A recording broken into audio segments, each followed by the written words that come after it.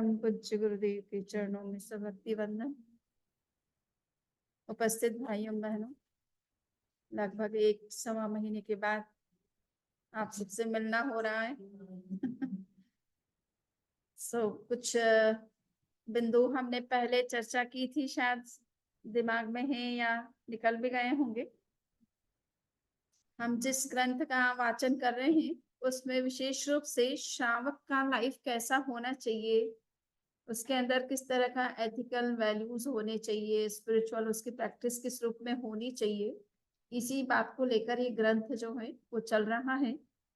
तो आज हम देखेंगे कि beginning point of spiritual practice क्या है, कहाँ से हम अपनी स्पिरिचुअल जर्नी को शुरू करें। तो यूं तो आप सब शुरू कर चुके हैं, काफी चल चुके हैं, परंतु फिर भी अभी बहुत there are miles to go. हमारी जो जर्नी है वो बहुत आगे की है, बहुत हायर जर्नी, हम हायर रोड पर चल रहे हैं, रॉयल पाथ पर चल रहे हैं और हमारा गोल बहुत हायर है। उसे अचीव करने के लिए हमें उसी तरह की चीजों को फॉलो भी करना जरूरी है लाइफ में, जो हमें वहां तक पहुंचा सके, हमारे डेस्टिनेशन तक। तो आप ये देखिए कि 3 तरह के रत्न होते हैं। यूं तो आप रत्न डायमंड को कहते हो, ज्वेलरी के अंदर आप जो यूज करते हो डायमंड है ना, उसको ज्वेल्स बोलते, ज्वेल्स में। जैन धर्म में 3 रत्नों की बात आती है। धर्म में 3 रत्न की बात कि आपको 3 रत्नों को धारण करना चाहिए। यूं जैन धर्म तो परिग्रह के सिद्धांत पर बल देता है कि आप रत्नों से, सोने से, चांदी से ऊपर उठ करके अपनी आत्मा पर फोकस करो। पर रत्नों को धारण करने की बात क्यों कही गई है कि हम लोग बिजनेस माइंड है, हमको सोने चांदी रत्न की भाषा ज्यादा समझ में आती है ना। तो धर्म के आचार्यों को भी वही भाषा यूज करनी होती है जो पब्लिक को अच्छी लगती है। उनको कहे कि डायमंड मिलेगा आपको तो जरूर लोग ज्यादा संख्या में आएंगे, और सिंपल प्रवचन होगा तो आना थोड़ा मुश्किल होगा, कुछ न कुछ एक्सक्यूज हो जाता है कि आज ये काम हो गया, कल वो हो गया। तो 3 ज्वेल्स की चर्चा धर्म में की गई है कि हमें अगर मोक्ष मार्ग पर चलना है, हमारा गोल अगर मोक्ष है, तो उसको अचीव करने के लिए कुछ हमें पाथ को फॉलो करना है, और वो पाथ में 3 ज्वेल्स आपको मिलेंगे, उसको पूरी तरह से समझना है और उनको फॉलो करना है। उनको शरीर पे धारण नहीं, उसको भीतर में धारण करना है, भीतर में। तो सामान्य व्यक्ति की दृष्टि में रत्न किसे कहते हैं और धर्म की दृष्टि में रत्न किसे कहा जाता है, और एक ज्वेलर्स जो होते हैं वो रत्न किसे कहते हैं। तो आपकी भाषा में रत्न का मतलब होता है डायमंड होता है या जो ज्वेल्स होते हैं। किंतु एक आम व्यक्ति से पूछा जाए कि उसके लिए रत्न क्या है, तो वो तो भी आपकी भाषा में बोल तो सकता है, किंतु एक संस्कृत कवि ने कहा कि आम व्यक्ति जिसको ज्वेल्स समझता है, वास्तव में इस पृथ्वी पर मूल ज्वेल्स क्या है। पृथिव्यां त्रीणि रत्नानि जलमन्नम सुभाषितम मूढ़ै पाषाण खंडेषु रत्न संज्ञा अभिधीयते। संस्कृत कवि ने कहा कि इस पृथ्वी पर एक्चुअल में 3 रत्न हैं, और वो रत्न है जल, अन्न और सुभाषित, अच्छे शब्द, अच्छे वर्ड्स, अच्छी भाषा। ये 3 मूलतः, इससे जीवन में कुछ संतुष्टि होती है, ये चीजें मिलती है तो जीवन आगे चलता है। हमारे पास डायमंड है किंतु खाने के लिए अगर भोजन नहीं है, तो वो डायमंड को तो कोई खाता नहीं है, ठीक है ना। उसके लिए फिर आप जाएंगे वो इंडियन ग्रोसरी की पर या पटेल ब्रदर्स की, या तो कुछ खाने की चीजें खरीदेंगे। डायमंड दे करके भी आपको खाने की चीजें चाहिए, डायमंड को कोई नहीं खाता है। तो भोजन इसी तरह से जल, पानी के बिना हमारा जीवन नहीं चलता है, तो पानी हमारे लिए एक तरह से ज्वेल का काम करता है, हमारे लिए बहुत प्रेशियस चीज है, हमारी लाइफ को सस्टेन करता है, उसी से हमारा लाइफ चल सकता है। हम कुछ भी करना चाहे, बड़ी इंडस्ट्री सेटअप करना चाहे, बड़ी सिटीज डेवलप करना चाहे, तो पानी के किनारे की जाती है।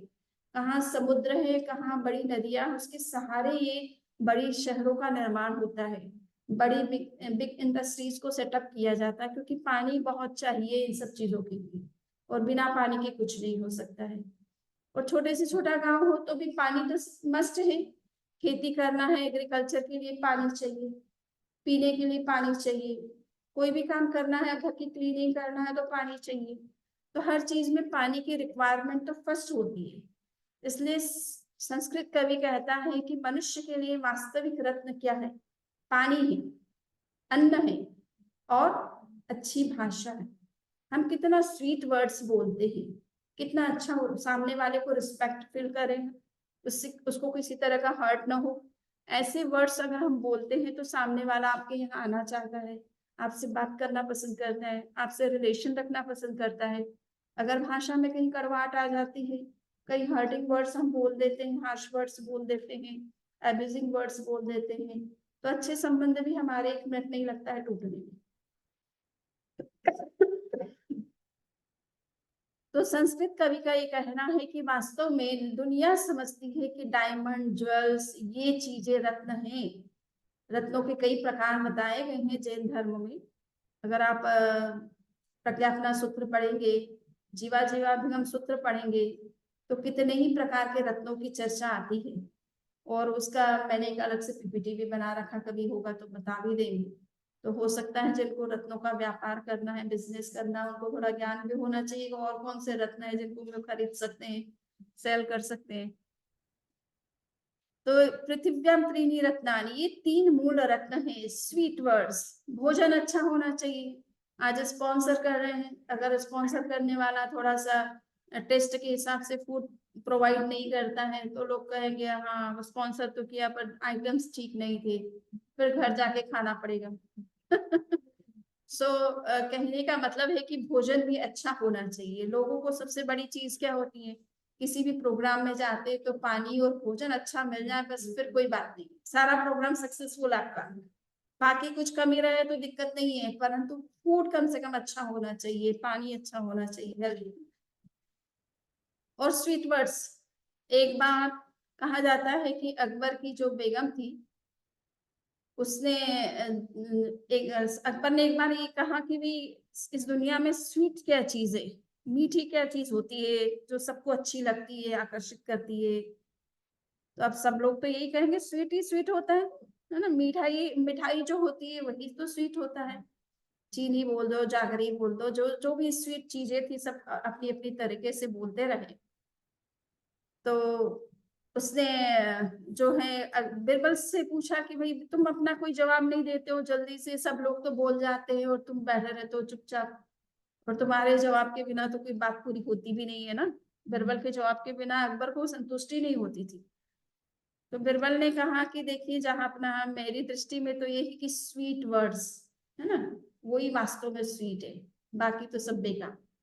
कितना ही मीठा खिला दो, अगर आपने बोला ठीक से नहीं, उसका सामने वाले को अच्छे से वेलकम नहीं किया, जा रहे हैं तो उसको सी ऑफ नहीं किया, थोड़ा स्वीट वर्ड्स आपने नहीं बोला, घर पे आने पर आप मिठाई कितनी भी रख दो, वो खुश होने वाला नहीं है आपसे। तो बिरबल को ये बात तो सही नहीं लगी थोड़ी सी। उन्होंने कहा कि जहां अपना मैं प्रूव करके बता दूंगा, और क्या आपको तो प्रूफ ही चाहिए हर चीज का, प्रैक्टिकल चाहिए। तो एक बार उन्होंने कोई ओकेजन था तो बिरबल की ने बेगम को बुलाया, अकबर की रानी। और वो एक तो अपनी वही थी अकबर जोधा, जोधा रानी, बट उसको तो नहीं क्योंकि वो इंडियन है। और वो दूसरी रानी जो कि मुसलमान थी उसी को बुलाया उन्होंने। और रानी आई, बहुत अच्छे से स्वागत किया, बहुत अच्छे से बात किया, एंड जो कुछ उसको चॉइस के हिसाब से जो फूड बनाना था वो पूरी तरह से बनाया, अच्छी तरह से उसको सर्व किया, सब खिलाया, बढ़िया, बहुत खुश हुई। और जैसे वो उठ करके जाने लगी तो वो तो आ गया अपना दरवाजे गेट की तरफ, उसका फेस था। पीछे से बिरबल जो है अपने सर्वेंट से कहता है कि प्लीज जगह अच्छे से साफ करना है ना, मुस्लिम आई हुई थी ना, तो इसलिए वो यहाँ उस जगह को पूरी सफाई अच्छे से करना। ये वर्ड्स जैसे ही उसने सुने, उसका तो सारा खाया पिया खत्म हो गया, सारा भूल गए कि कितने स्वीट्स बनाए थे, कितना अच्छा भोजन बनाया था, कितना अच्छा टेस्टी सारे जूस वगैरह जो चीजें उसको प्रोवाइड की गई थी। और जा करके बिरबल से कहा, अकबर से कहा कि देखो आप जहाँ अपना ये बिरबल को ना बिल्कुल शिष्टाचार नहीं है, एटिकेट्स नहीं है, मैनर्स नहीं है, आपके सामने ही ऐसा लगता है कि बहुत शालीन है, बट मैंने देखा है, मुझे इनवाइट भी किया और फिर बाद में पीछे से बोल रहा था कि मैं जहाँ बैठी थी उस जगह को अच्छे से साफ करना। तो दूसरे दिन जब सभा लगी तो अकबर ने पूछा कि बिरबल, ये तो बहुत ही अशिष्ट तुम्हारा व्यवहार लगा हमारी रानी को, बेगम को बिल्कुल पसंद नहीं आया, तुमने उनको घर पे क्यों इनवाइट किया तो फिर इस तरह के वर्ड्स लास्ट में बोलने का क्या सेंस था? तो बोले जहां ना, मैंने तो कुछ नहीं किया एक्चुअल में, आपके प्रश्न का जवाब दिया है मैंने तो। आप चाहते थे कि भी वर्ड्स स्वीट कैसे होते हैं, है ना? मिठाई होती है स्वीट, चीनी होती है, जागरी होती है, और चीजें स्वीट होती है, वर्ड्स क्या स्वीट होते हैं? तो मैंने तो जस्ट इतना ही तो बोला था, और तो कुछ नहीं बोला था। मिठाइयाँ तो मैंने बहुत परोसी थी उनको, अच्छे से जूस वगैरह सब प्रोवाइड किए थे। फिर क्या हो गया, दिक्कत क्या हो गई? तब अकबर को समझ में आ गया कि आपने खिलाया, स्वागत तो वेलकम तो बहुत अच्छा किया, पर सी ऑफ अच्छे से नहीं किया ना। उसमें अच्छे तरह से जो बोलना चाहिए फिर, और कम से कम सामने वाला व्यक्ति जब आपके घर से बाहर गया नहीं तो उस कंडीशन में तो ऐसे वर्ड्स बोलना ही नहीं चाहिए ना, कि घर घर को क्लीन करना। पहले ही तो मैं अगर नफरत थी तो बुलाना ही नहीं था उसको, सामने वाले को। तो वर्ड्स भी जो है स्वीट होते हैं, और वो अगर हो जाते हैं तो खाया पिए, आपने चाहे रूखी रोटी परोसी परंतु आपने प्रेम से उसको खिलाया तो बहुत खुश हो जाते हैं। राम जी को सबरी ने अपने झूठे पैर खिलाए, पर बड़ी भक्ति से खिलाए और वर्षों से इंतजार कर रही थी, है ना? श्री कृष्ण जी विदुर के यहाँ जाते हैं, विदुर पत्नी ने बहुत इच्छा से भावना से भोजन परोसना शुरू किया और कहा कि केला ले लो। और केला में क्या कर रही थी, वो छीलने में छिलका पकड़ा रही थी, और केला का जो मेन पीस था वो उसके हाथ में ही रह गया, है ना? परंतु श्री कृष्ण ने देख रहे थे कि विदुरानी के अंदर में मेरे प्रति कितना डिवोशन है, वो इतनी भाव विभोर हो गई कि भूल गई कि क्या मुझे देना है, छिलका देना है या केले के अंदर का पार्ट देना है। सो कहने का इतना ही मतलब है कि स्वीट वर्ड्स भी अपने आप में एक ज्वेल के समान होता है, एक रत्न के समान होता है, बहुत प्रेशियस होता है। आप ज्वेल भी दे दीजिए दहेज के अंदर, किंतु अगर आप उस बारातियों का पूरी तरह से रिस्पेक्ट नहीं करते हैं तो दहेज में चाहे कितना ही ज्वेलरी दे दीजिए, कितना ज्वेल्स दे दीजिए, डायमंड्स दे दीजिए, परंतु आपके रिलेशन बहुत अच्छे नहीं रह सकते उससे। सो भगवान महावीर ने मोक्ष मार्ग पर चलने वालों के लिए 3 ज्वेल्स बताए कि आपको 3 ज्वेल्स धारण करना चाहिए, उसकी आराधना करना चाहिए। और आचार्य उमास्वाति का जो ग्रंथ है तत्वार्थ सूत्र, उसका पहला ये सूत्र है, सम्यक दर्शन ज्ञान चारित्राणि मोक्ष मार्ग। सम्यक दर्शन, सम्यक ज्ञान और सम्यक चारित्र ये मोक्ष के मूल मार्ग है ना? इस पथ पर चल करके निश्चित रूप से आप मोक्ष को प्राप्त कर सकते हैं। इनमें से किसी एक को भी अगर आपने मिस किया तो आप बीच में अटक जाएंगे, डेस्टिनेशन तक नहीं पहुंच पाएंगे। इसलिए तीनों सूत्रों को साथ में रखा है। देखिए, मोक्ष मार्ग संस्कृत की भाषा में कहा जाता है, मोक्ष मार्ग सिंगुलर है, और सम्यक दर्शन ज्ञान चारित्राणि ये प्लूरल में लिखा गया है। तो प्लूरल और सिंगुलर जो है, जब किसी सिंगुलर के आगे कोई प्लूरल लिखा जाता है उसका एडजेक्टिव बना करके, तो उसमें भी सिंगुलरिटी होनी चाहिए, ना कि प्लूरलिटी होनी चाहिए। बट यहाँ पे प्लूरल को सिंगुलर का एडजेक्टिव बनाने का सेंस यही है कि सम्यक दर्शन ज्ञान चारित्र तीनों जब आपस में मिलते हैं, लाइफ में तीनों की इक्वल हम जो है फॉलो करते हैं, इक्वली फॉलो करते हैं, तब जा करके वो मोक्ष मार्ग को अचीव करने में हेल्प करते हैं। आपके अंदर श्रद्धा है किंतु नॉलेज नहीं है चीजों का, नॉलेज है किंतु फॉलो नहीं करते हैं, तो आप क्या डेस्टिनेशन पर पहुंच सकते हैं? आपको पता है कि जेईबी सेंटर आने का रास्ता क्या है, ज्ञान तो अच्छी तरह से है, किंतु आएगा नहीं तब तक कुछ यहाँ पर जो कुछ हो रहा है उसका बेनिफिट उसको नहीं मिल सकता है।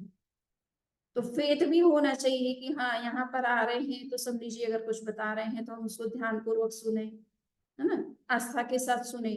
अगर मन में डाउट रहे कि नहीं, सब लीजिए जो बता रहे हो कितना सही है कितना नहीं है, तो आप फॉलो नहीं करेंगे उसको।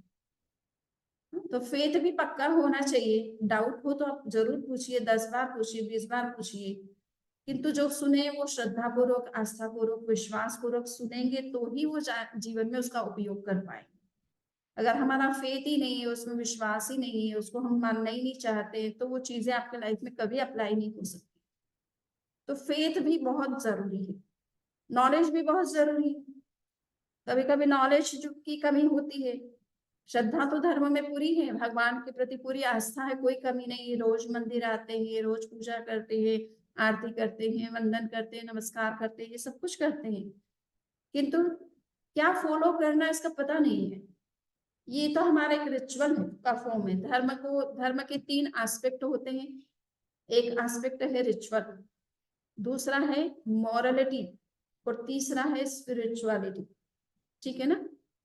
तो आप जो पूजा करते हैं, आरती करते हैं, ये रिचुअल का एक पार्ट है। ये भी बहुत जरूरी हो जाता है कि हम कैसे कनेक्ट हों भगवान से। आम व्यक्ति को सीधा ज्ञान देने लगे तो उनको बातें समझ में नहीं आती, वो पहले आना शुरू करे, भगवान के सामने झुकना शुरू करे, हाथ जोड़ना शुरू करे, उसे पता है कि ये भगवान है, इनका लाइफ किस तरह का था, क्या इनमें क्वालिटीज होती है, तो वो धीरे धीरे फिर उसका अट्रैक्शन बढ़ता चला जाता है उन चीजों के प्रति।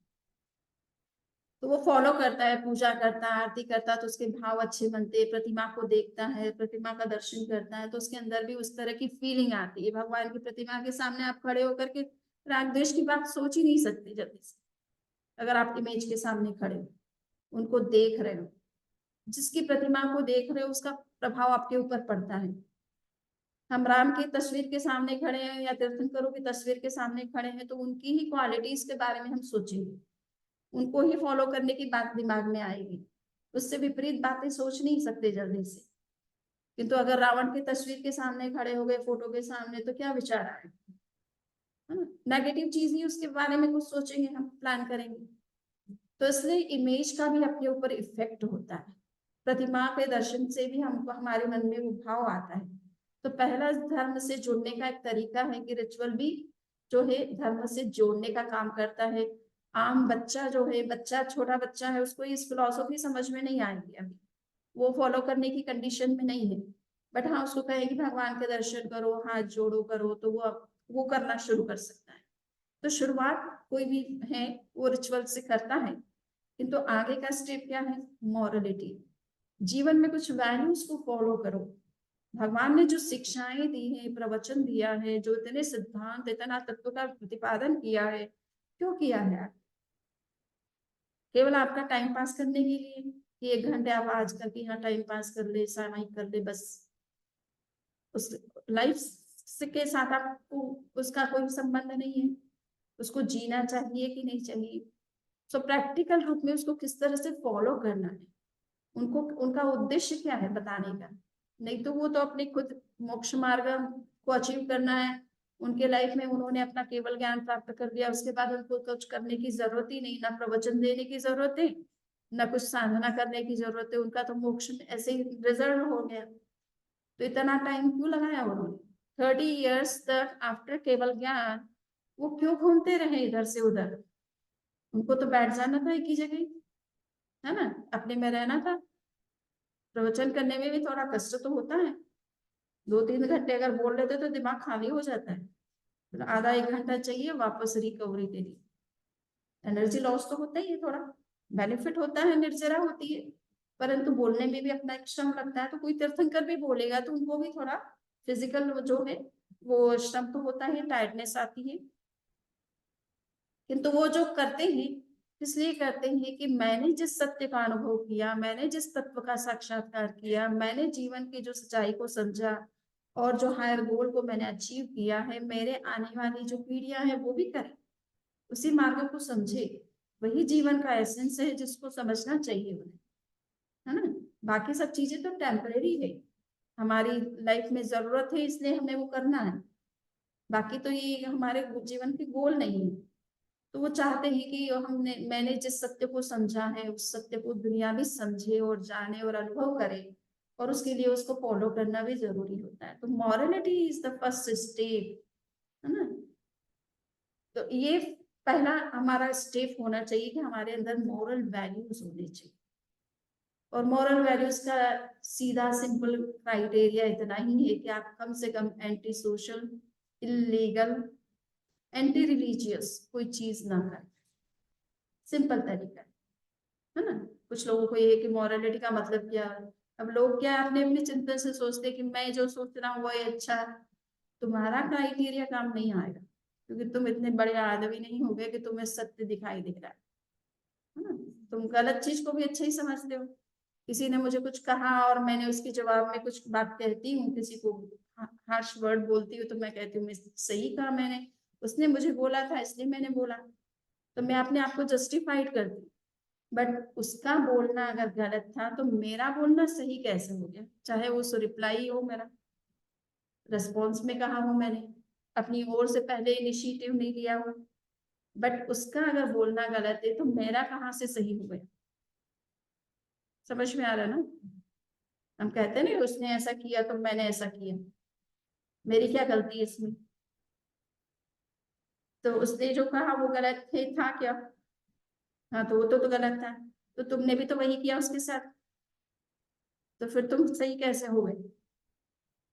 समझ में आ रहा ना। सो इसलिए मॉरल वैल्यूज तो anti social, illegal, anti religious चीजों को ना करना, ये एक तरह से नैतिकता का क्राइटेरिया है। हर व्यक्ति अपना अपना क्राइटेरिया बनाएगा तब तो सत्य को वो समझना और उसको फॉलो करना बड़ा मुश्किल हो जाएगा।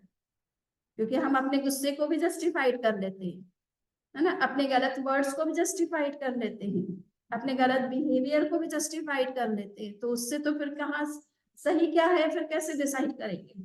सब कुछ जस्टिफाइड है, गलत चीजें भी जस्टिफाइड है। अब कभी कभी लोग अनेकांत को इतना गलत इंटरप्रेट करते हैं कि सब कुछ सही है, तुम भी सही हो मैं भी सही हूँ, ये थोड़ा अनेकांत है। अनेकांत का मतलब है कि ट्रुथ को अगर आप देख रहे हो, आप जिस एस्पेक्ट को देख रहे हो, दूसरा दूसरे एस्पेक्ट को देख रहा है और वो भी अगर सच है तो उसको एक्सेप्ट करो। परंतु अब कौवा काला है और आप कहते सफेद, तो गलत है ना ये। ये आपकी दृष्टि से सही कैसे हो गया? है ना। आप कहेंगे कि नहीं हमारी कंट्री में तो काले को सफेद बोला जाता है। वो एक बार हुआ कि एक बार राजा के सामने समस्या आई कि इस देश में ना गरीबी बहुत है। अपने इंडिया के बारे में तो ये उठाया जाता है, पॉवर्टी बहुत है।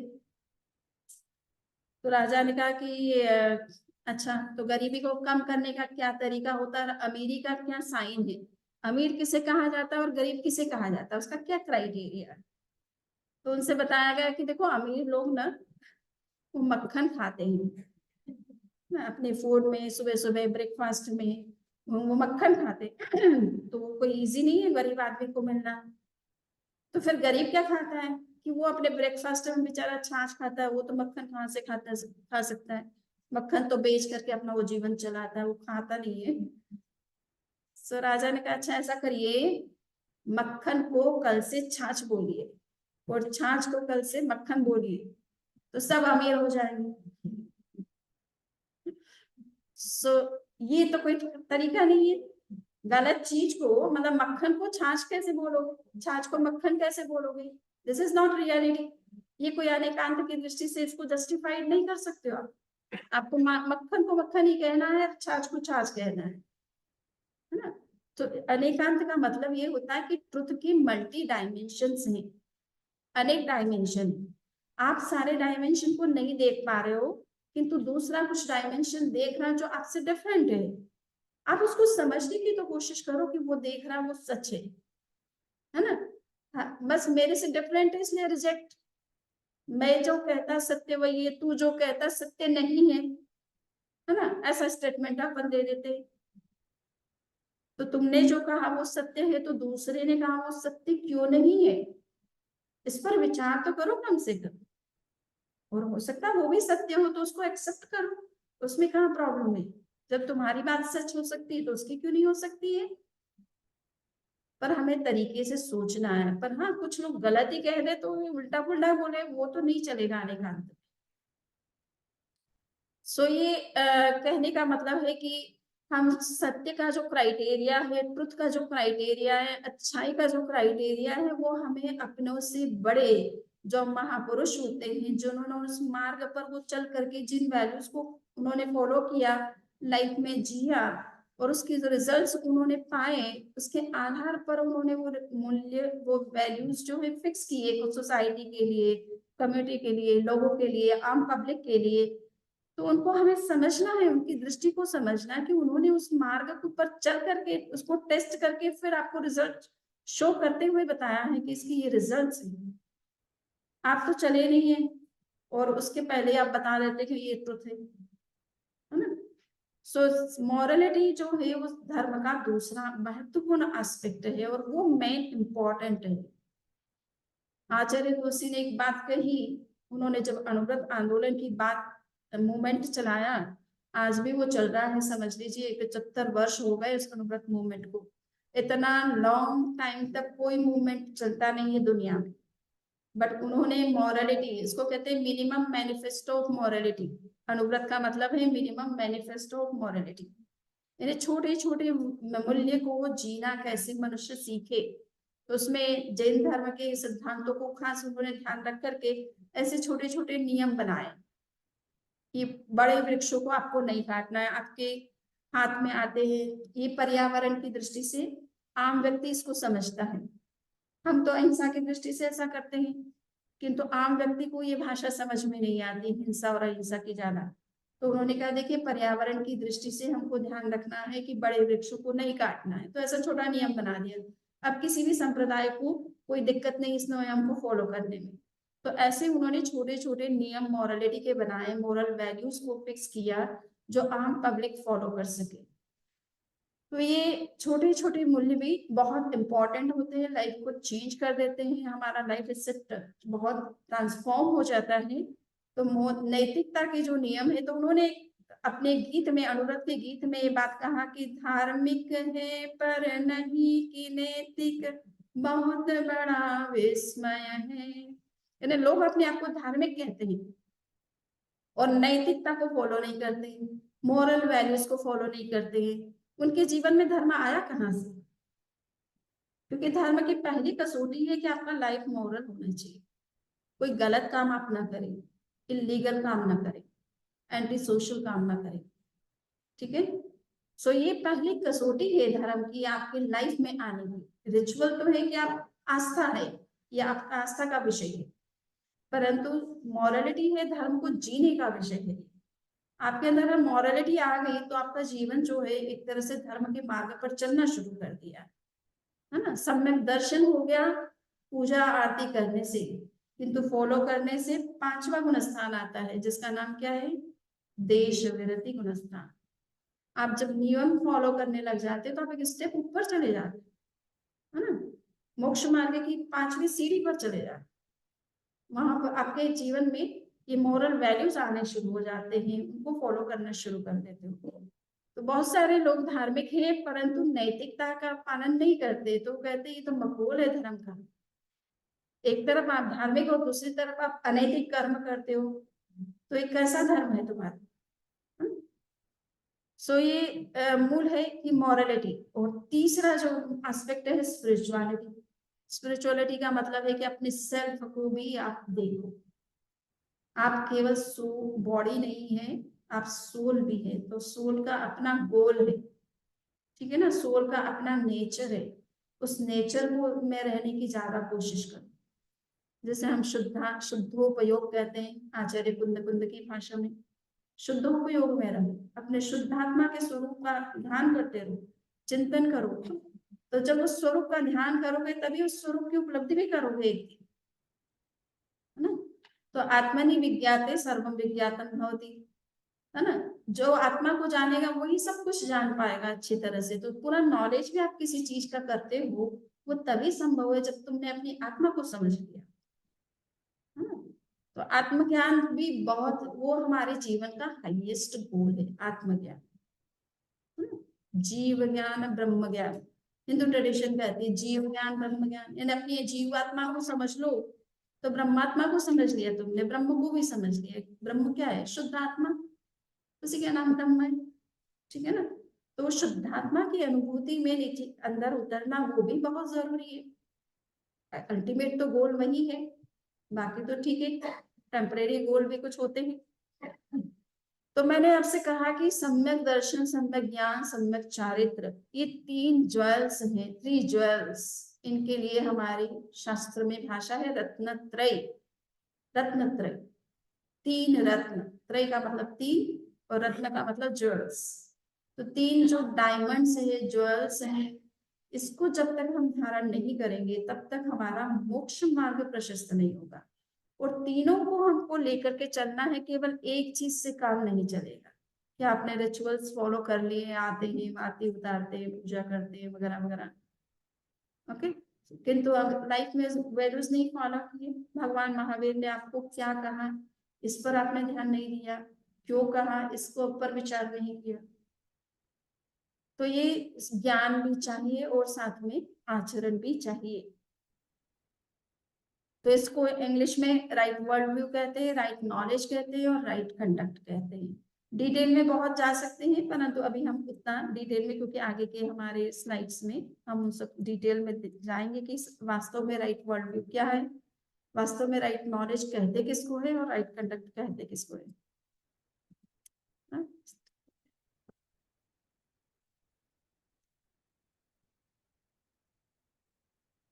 तो अभी हम फर्स्ट राइट वर्ल्ड व्यू किसको कहते हैं। चूंकि आप लगभग 30 साल करीबन हो गए, सेंटर को 25-30 साल हो गए, आप लोग निरंतर स्वामी जी से सुन ही रहे, काफी तत्व ज्ञान आपका एनरिच हो गया है, काफी चीजें आपकी नॉलेज में आ गई है, तो इसलिए ये चीजें समझने में आपको कोई दिक्कत नहीं होगी। जैन दृष्टि क्या है, तत्व ज्ञान परक है, यानी ट्रुथ की बहुत माइन्यूट स्टडी जैन धर्म में है।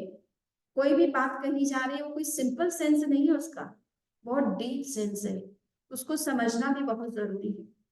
तो अभी कहा कि जो सम्यक दर्शन है, इस सम्यक दर्शन अचीव कैसे होता है, अचीव करने का क्या तरीका है इसका। तो इसका मूल कारण क्या बनता है कि हम में सम्यक दर्शन कब प्रकट होता है।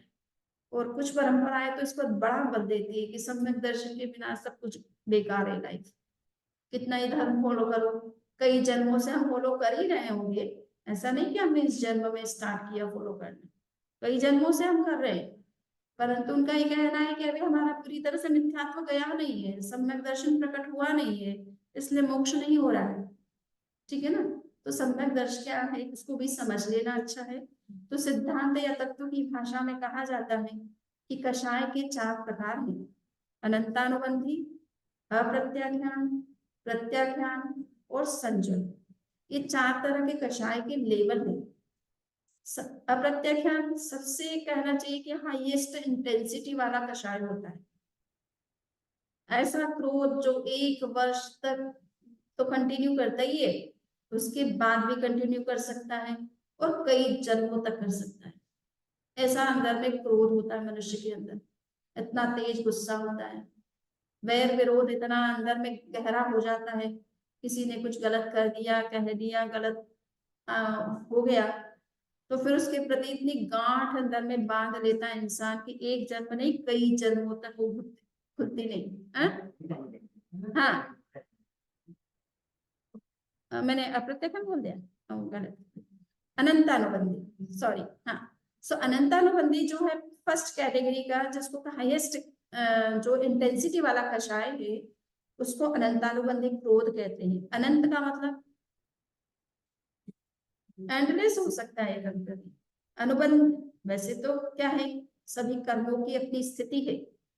मोह कर्म जो मोहनीय कर्म है वो लगभग कितने 70 करोड़ सागर है, हाँ, 77 करोड़ सागर तक इस तरह का कषाय हमारे अंदर विद्यमान रह सकता है।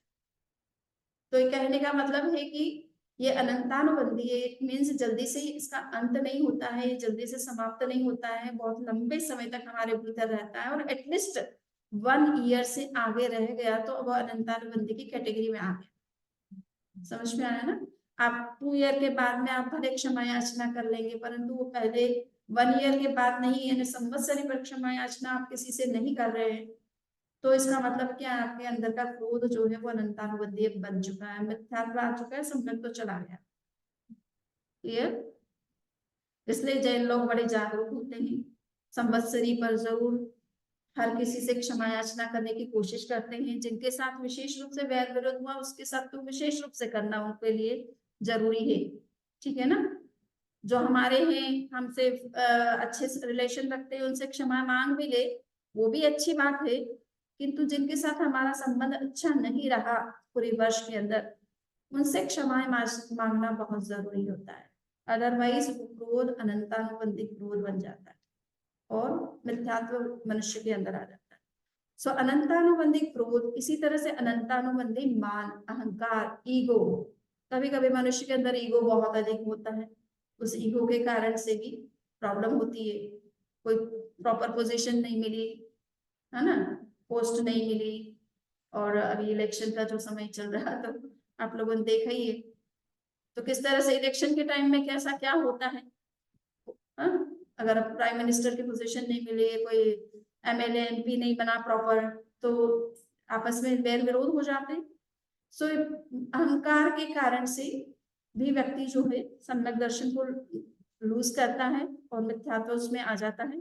अनंतानुबंधी माया, इसी तरह से अनंतानुबंधी माया होती है मनुष्य के अंदर। छल कपट का जो भाव होता है, तो कभी किसी के साथ छल हो जाता है, कपट कर लेते हैं, किंतु बाद में क्षमा याचना करते कि ठीक है, मैंने तुम्हारे साथ सही नहीं गया, मैंने सही बात तुम्हें नहीं बताई, तुम्हारे साथ मैंने छल किया था, धोखा किया था, और ऐसा मुझे नहीं करना चाहिए था।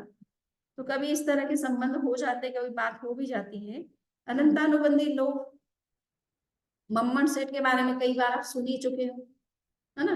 कहा जाता है उसका उनका अनंतानुबंधी लोभ था उनके अंदर। तो जीवन भर बस हीरे का, डायमंड का बेल बनाना है। पूरी एक बेल तो पूरा डायमंड का बना चुके, दूसरा बनाना बाकी रह गया, तो पूरी जिंदगी इसी के लिए लगा दी कि मुझे तो डायमंड के जो है दोनों बेल बनाने। तो अनंतानुबंधी लोभ के कारण से भी जीव जो है सम्यक दर्शन को लूज करता है और मिथ्यात्व को प्राप्त हो जाता है। और इन चारों कषायों के कारण से जीव की नरक गति होती है, नरक में जाता है इस तरह का जीव, जिसके अनंतानुबंधी क्रोध होता है, मान होता है, माया होती, लोभ होते हैं। ऐसा जीव नरक में जाता है, और कहा जाता है लगभग 7वें नरक में चला जाता है। सबसे भयंकर, टेरिबल, हॉरिबल नरक के अंदर जीव चला जाता है। तो सम्यक को लूज करता है, तो इसी जीवन में ऐसा लॉस, बड़ा लॉस हो जाता है, किंतु मृत्यु के पश्चात भी वो नरक गति में जा सकता है। नेक्स्ट है मिथ्यात्व मोहनी। ये है चारित्र मोहनी। मोह कर्म की दो प्रकृतियां हैं, दो प्रकार हैं, चारित्र मोहनी और मिथ्यात्व मोहनी। चारित्र मोहनी का काम क्या है कि आपके कंडक्ट को दूषित करना, आपका जो आचरण है उसमें जो है इस तरह की प्रॉब्लम्स क्रिएट करना। आपका जो आचरण है वो सही नहीं होता है, गुस्सा आ जाता है, गुस्से में कुछ बोल देते हैं, किसी को थप्पड़ मार दिया, किसी के साथ कुछ कर दिया, क्लियर। तो आपके एक्शन में आ जाता है, आपके कंडक्ट में आ जाता है, तो इससे हमारा जो है कंडक्ट दूषित हो जाता है, हमारा आचरण दूषित होता है, इसलिए इसका नाम है चारित्र मोहनी। किंतु दूसरा है मिथ्यात्व मोहनी, दर्शन मोहनी। तो दर्शन मोहनी का काम क्या है कि आपकी दृष्टि को विकृत करना। दृष्टि को विकृत करना यानी आंखों पे चश्मा लगा लेना, यानी सही करने के लिए दृष्टि को, या कोई आंखों में ड्रॉप नहीं डालना है, बल्कि आपकी आंखों में सत्य का दर्शन नहीं होता है। आप देखेंगे किंतु आपको सत्य समझ में नहीं आएगा, जो सत्य है वो नहीं समझ में आएगा। कभी कभी विपरीत बातें समझ में आती नहीं। जब गुस्सा होता है तो क्या होता है, गुस्से में सामने वाला सच बोल रहा है, बट हम उसको कहते नहीं, तो बिल्कुल गलत आदमी है, नहीं। तो गुस्से में हम सामने वाला सत्य होते हुए भी उसको उसकी सत्यता, उसकी ट्रूथफुलनेस को हम देख नहीं पाते, उसको हम गलत ही, रॉन्ग ही सब बताने की कोशिश करते हैं। तो ये मिथ्यात्व मोहनी है। इस दर्शन मोहनी का काम है कि हमें सत्य को दिखाना नहीं, सत्य से विपरीत को दिखा देता है ना। दूर से जिस तरह से हम सड़क पे चलते हैं, धूप बहुत तेज है, तो सड़क पर हमें पानी दिखाई देता है, हम जब दूर से देखते हैं। नजदीक में जाते हैं तो पानी कुछ नहीं है, सूखी सड़क है, परंतु धूप के कारण से उसमें सड़क इस तरह से चमकती है कि पानी का वो हमें वो देती है, आभास करवाती है। तो ये जल जो है नहीं किंतु हमको दिखाई देता है। उसी तरह से दर्शन मोहनी कर्म के उदय के कारण से प्राणी को सत्य समझ में नहीं आता है, सत्य दिखाई भी नहीं देता है जल्दी से, वो विपरीत चीज को ही देखता है। तो ऐसी इस दर्शन मोहनी के 3 प्रकार हैं, मिथ्यात्व मोहनी, मिश्र मोहनी और सम्यक्त मोहनी। मिथ्यात्व मोहनी में तो ये है कि वो पूरी तरह से मिथ्यात्वी है, उसको कोई तत्व का ज्ञान नहीं है ना। कभी कभी प्रश्न आता है कि कुछ लोग मान लीजिए कि झूठ बोल गए, बात जैसी थी वैसी नहीं बताई, पूछने पर जो बताना था वो नहीं बताया, उसको छुपा लिया। तो झूठ और मिथ्यात्व में क्या फर्क? तो झूठ में जरूरी नहीं आप मिथ्यात्वी हो। झूठ तो कभी भय के कारण से व्यक्ति सच जानते हुए भी बोल नहीं पाता, डर जाता है, तो वैसे कारण से, या अपनी इच्छा से उस तरह से झूठ बोल सकता है, बट इसका मतलब ये नहीं कि उसको तत्व का ज्ञान नहीं है, ठीक है ना। तो मिथ्यात्व का संबंध है तत्व ज्ञान के साथ में, यानी आप जीव को जीव समझते हो कि नहीं, अजीव को अजीव के तरीके से समझते हो कि नहीं, पुण्य और पाप में अंतर करना जानते हो कि नहीं, तो इन चीजों का आपको करेक्ट नॉलेज है कि नहीं। तो इससे ज्यादा मिथ्यात्व का संबंध है कि आपस में थोड़ी बहुत कोई मजाक में बोल दिया, अप्रैल फूल के दिन होता है तो कुछ न कुछ इस तरह के मजाक लोग करते हैं आपस में, और एक दूसरे से कुछ इस तरह का झूठ बोल देते हैं, बट वो झूठ से कोई मिथ्यात्व नहीं, ठीक है ना। परंतु मिथ्यात्व तब होता है कि जब आपको तत्व का ज्ञान नहीं है ना। तत्व जीव को अजीव बोल देते हैं, अजीव को जीव बोल देते हैं, तो उसको कहते हैं मिथ्यात्व। पुण्य को पाप बोल देते हैं, पाप को पुण्य बोल देते हैं। अब कुछ लोग अच्छे कामों को बुरा बताते हैं और बुरे कामों को अच्छा बताते हैं। हिंसा को भी धर्म समझ लेते हैं, हिंसा धर्म नहीं है क्या? तो हिंसा धर्म नहीं है, तो सिद्धांत या तत्व को अच्छी तरह से समझ करके उसको एक्सेप्ट करना, ये सम्यक है। किंतु आप तत्व को सही ढंग से समझ कर नहीं समझ करके अपनी तरह से मैनिपुलेट करते हो, तत्व से विपरीत बात करते हो और उसको भी ट्रुथ समझते हो, तो ये मिथ्यात्व कहलाता है। तो जीव आदि 9 तत्वों के बारे में आपका ज्ञान पूरा क्लियर होना चाहिए कि क्या वास्तव में जीव के कैरेक्टरिस्टिक्स क्या है, अजीव किसको कहते हैं, उसकी क्वालिटीज क्या होती है, कैरेक्टरिस्टिक्स क्या होती है, पुण्य और पाप किसे कहा जाता है एक्चुअल में, है ना। अब लोग उपकार करते हैं, एक दूसरे की सहायता करते हैं, उसको पुण्य कर्म कह देते हैं। पुण्य कर्म का संबंध है आत्मा के साथ में, कर्मों के साथ में। तो आप कोई भी ऐसा काम कर रहे हो जिससे कि कोई तरह की हिंसा हो रही है, या कोई ऐसा काम है जो कि सोशल है, रिलीजियस या स्पिरिचुअल नहीं है, तो उससे पुण्य कर्म का बंध नहीं होता है। बट हाँ, तो आपकी भावना अच्छी है, इसलिए आप किसी का हेल्प कर रहे हो, किसी के उपकार कर रहे हो, किसी की सहायता कर रहे हो, किसी के काम आ रहे हो, तो आपकी ये सहायता से उतने कर्म, गहरे कर्मों का बंधन नहीं होता है जब आप किसी को बुरे भाव से जिसके साथ कोई व्यवहार करते हो, क्लियर। तो वो सामाजिक दृष्टि से तो अच्छे कर्म है, किंतु पुण्य कर्मों से कहना ये सिद्धांततः कभी सही नहीं होता है।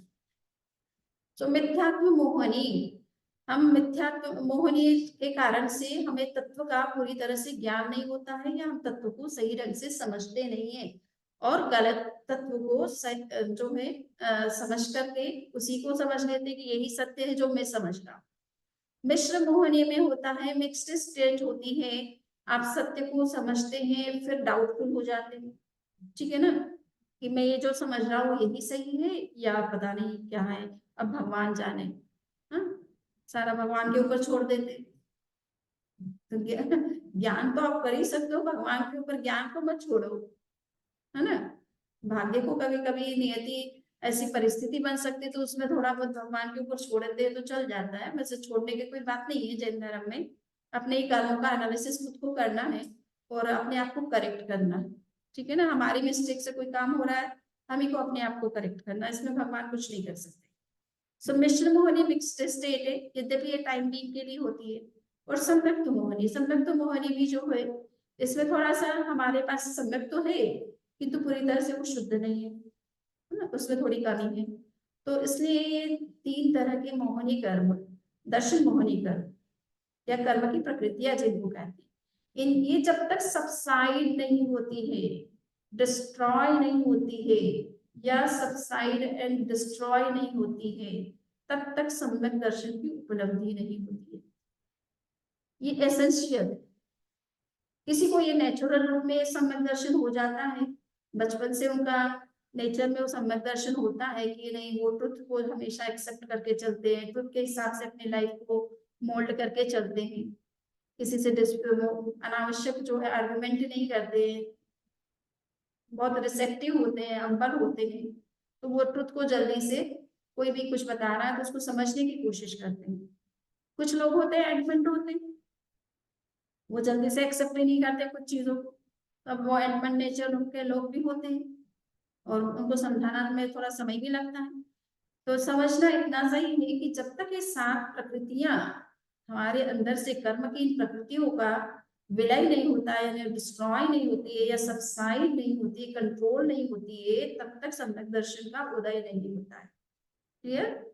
सो हमारी स्थिति बेटर ही होना चाहिए, उसमें डाउट करने की जरूरत नहीं है कि ये हमारे अंदर हुआ कि नहीं हुआ।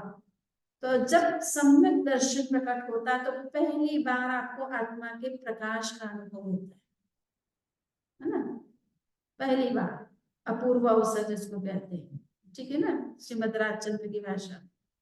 जब सम्यक दर्शन प्रकट होता है तब आपको ये आत्मा की लाइट का आभास होता है, एक ग्लिम्स मिलता है आपको कि हमारे भीतर कुछ प्रकाश है, दिव्य प्रकाश है, डिवाइन लाइट है कुछ, ठीक है ना, जो हमसे, हम फिजिकल रूप में जिस तरह से हम अपने आप को आइडेंटिफाई कर रहे थे, हम वो नहीं, कुछ और है, ठीक है। तो ऐसा आभास पहली बार होता है जब इन 7 कर्म प्रकृतियों का विलय होता है, सबसाइड हो, डिस्ट्रॉय हो, जिसको कहते हैं सबसाइड को बोलते हैं उपशम होना, ठीक है, सबसाइड कम, डिस्ट्रक्शन को बोलते हैं क्षयवशम होना, और क्षय होना, डिस्ट्रॉय कंप्लीटली अगर डिस्ट्रॉय हो जाती है तो उसको क्षय बोलते हैं। तो क्षयिक सम्यक तो हो जाता है उसको, राजा श्रेणी को क्षयिक सम्यक तो हुआ था, कई जीवों को होता है क्षयिक सम्यक, तभी वो मोक्ष जाते हैं। जब तक क्षयिक सम्यक तो नहीं मिले तब तक मोक्ष का मार्ग नहीं खुलता है, रास्ता नहीं खुलता है।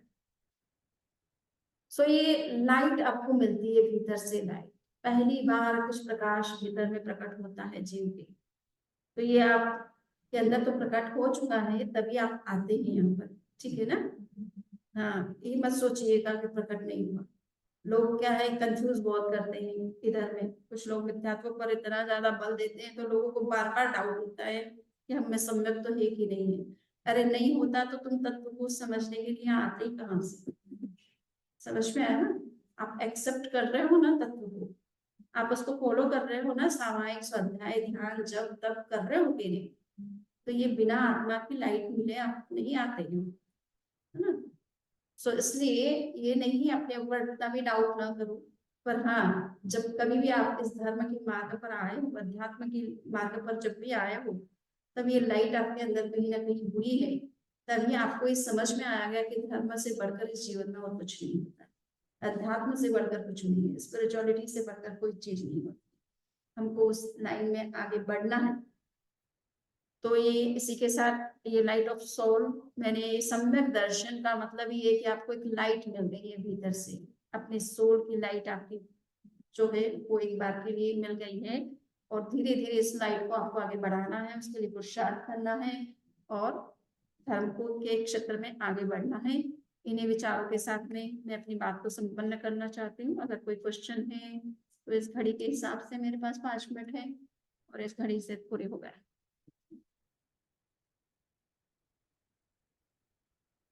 कोई क्वेश्चन है? नो? हाँ,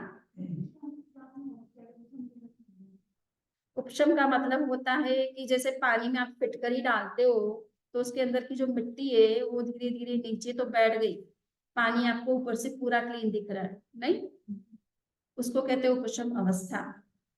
हमारे अंदर भी हमारे पुरुषार्थ से कर्म जो है वो सबसाइड होकर के भीतर रह जाए, परंतु वो आपके ऊपर प्रभाव नहीं डाल रहे, आपका चित्त बिल्कुल निर्मल है, शांत है, क्रोध वगैरह से मुक्त है, पर पूरी तरह से अभी मुक्त नहीं हुआ। वो जब कभी आपके सामने कोई वर्ड आया, किसी ने कुछ कह दिया तो फिर वह गुस्सा वापस आ सकता है, पर टाइम बिंग के लिए बिल्कुल आप पेसिफाइड हो जाते हो, है ना। हाँ, वो पानी को जैसे ही हिलाया वैसे ही वो फिर वापस गंदगी, वो जो है मिट्टी जो है भर पानी के अंदर दिखने लग जाती है। तो ये सबसाइड अवस्था, परंतु ये भी बहुत उत्तम अवस्था है, इसको कम मत आकिए। इस 11वें गुणस्थान तक जीव जो है इस अवस्था से वहां तक अचीव कर लेता है, स्टेज तक पहुंच जाता है। तो ये कम कंट्रोल रखना अपने आवेश पर, टाइम भी इनके लिए ही रखो, परंतु कंट्रोल करना तो अच्छी चीज है ना, एलिमिनेट नहीं हुआ है बट कंट्रोल हो गया, ये भी तो कोई बड़ी कम चीज नहीं है। और अगर आपने पार्टली आपने कंट्रोल किया, पार्टली आपने उसको एलिमिनेट कर दिया, उसको बोलते हैं क्षयपशम। क्षयपशम, उसमें दो वर्ड है, क्षय मीन्स एलिमिनेट, उपशम मीन्स सबसाइड। तो जब आप कर्म को, और कैसे ऐसे कैसे होता है, सपोज मुझे अभी क्रोध आ रहा है, परंतु मैं शब्द कुछ नहीं बोलूंगी किसी से, और मेरे कुछ गुस्सा आ रहा है, जितना आ गया वो तो आ ही गया, तो वो कर्म के परमाणु तो एक्शन में आ चुके हैं, वो डिलीट हो जाएंगे अपना प्रभाव दिखा करके। परंतु आगे मुझे मालूम है कि और भी मुझे गुस्सा थोड़ा और तेज हो सकता है, तो मैं कंट्रोल रखूंगी कि नहीं, अब मुझे इससे ज्यादा तो नहीं करना, बिल्कुल कुछ कहना भी नहीं किसी से। पर हाँ, गुस्सा आ रहा है, किसी ने कुछ मुझे ऐसा कह दिया तो गुस्सा आ रहा है, तो आ गया, जितना आ गया, तो वो तो एक बार के लिए क्या भी होता है, अचानक कोई हमसे कुछ कहता है या हमारे साथ कोई बात ऐसी हो जाती है, अचानक में हम कंट्रोल नहीं रख पाते, हमारे अंदर वो गुस्सा है तो वो भर जाता है, परंतु हम दूसरे क्षण संभल जाते हैं कि नहीं, हमें को कंट्रोल रखना है अपने आप, है ना। सो उसको कहते हैं कि आपका आया वो तो निकलेगा बाहर, वो कर्म तो डिलीट होंगे, एलिमिनेट होंगे, किंतु जो अभी बाकी थे और गुस्सा बढ़ सकता था, उसको आपने कंट्रोल कर रखा अंदर, तो उसको कहते हैं क्षोपशम की स्टेज बोलते हैं। क्षय भी है और उपशम भी है, इसमें दोनों काम हो रहे हैं। जो एक्शन में आने वाला है उसको तो आप आ चुका है, उसको आप नहीं कंट्रोल कर सकते, वो तो आ ही गया है, अब वो तो आप एलिमिनेट होगा तभी होगा। हाँ, बट आप हाँ रिएक्शन नहीं करते तो नए कर्मों का बंधन नहीं होता, ठीक है ना। आप अगर किसी से कुछ बोलते नहीं गुस्से के स्टेज में, या कुछ ऐसा मिसबिहेव नहीं करते हो, तो वो उससे नए कर्मों के बंधन आप नहीं करेंगे, वो आया हुआ गुस्सा जो है निकल जाएगा, है ना। एक बार आ गया वो तो अपना थोड़ा टाइम लेगा, वो शांत हो जाएगा, वो खत्म हो जाएगा। और क्षय, क्षय का मतलब है कि पूरी तरह से खत्म, एलिमिनेट कर दिया। तो तीर्थंकर जो भी होते हैं वो इस क्षय अवस्था को से चलते हैं, इस मार्ग को लेते हैं, वो क्षय श्रेणी से ही आगे बढ़ते हैं, वो अपने क्रोध को, कषाय को खत्म करते हुए आगे बढ़ते हैं। ये नहीं कि जस्ट सबसाइड करते हैं, और किसी ने कह दिया तो मुझे साधु बन गया इसलिए मुझे कुछ नहीं बोलना, ऐसा नहीं, मुझे अपने क्रोध को खत्म ही करना, उनका ऐसा संकल्प है। तो वो क्षय की मार्ग से चलते हैं, उनकी क्षयिक अवस्था बनती है, इसलिए उनका क्रोध जो है क्षयिक, मतलब उनका मोहिनी कर्म का क्षय हो जाने से वो वीतराग अवस्था को प्राप्त हो जाते हैं, ठीक है ना। तो ये विचारों के साथ और कोई क्वेश्चन?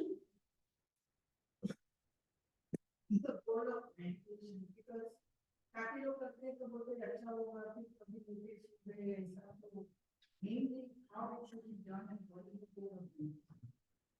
आत्म साक्षात्कार प्रेक्षा ध्यान के द्वारा, मूल है आत्म साक्षात्कार, आत्मा को देखना, आत्मा को जानना, उसमें ज्यादा से ज्यादा रहना, ये ध्यान का मूल लक्ष्य, ठीक है ना। अब उसकी बात है कि अब किसी को नींद आ जाती तो आ जाती है, उसका कारण ये है कि हम ध्यान करने के लिए हमारी शरीर की स्थिति भी अनुकूल होनी चाहिए, हमारा फूड भी वैसा होना चाहिए कि हमें नींद ना आए। अब हम खाएंगे तला गला सब कुछ खाएंगे और ध्यान में बैठेंगे तो नींद ही आएगी ना, है ना। हमारी बॉडी की मतलब में टॉक्सिक गैसेस जमा है या टॉक्सिन्स जमा है तो नींद ही आएगी, है।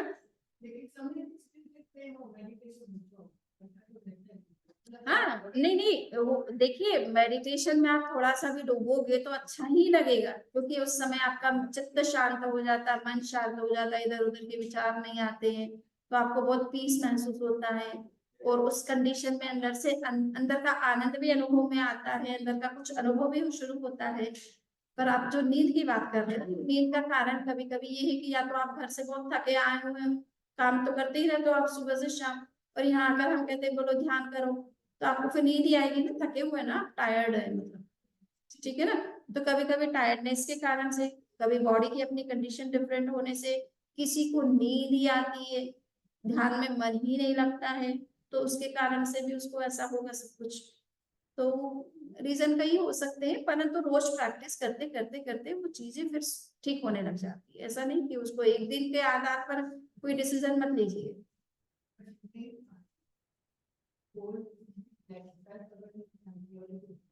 Yes, self awareness, self purification actual में, है ना, सेल्फ प्योरिफिकेशन। चलिए मंगल पाठ। चत्तारि मंगलम अर्हंता मंगलम सिद्धा मंगलम साहु मंगलम केवली पुन्नतो धम्मो मंगलम। चत्तारि लोगुत्तमा अर्हंता लोगुत्तमा सिद्धा लोगुत्तमा साहु लोगुत्तमा केवली पुन्नतो धम्मो लोगुत्तमो। चत्तारि शरणं प्रवज्जामि अर्हन्ते शरणं प्रवज्जामि सिद्धे शरणं प्रवज्जामि साहु शरणं प्रवज्जामि केवली पुन्नतं धम्मं शरणं प्रवज्जामि।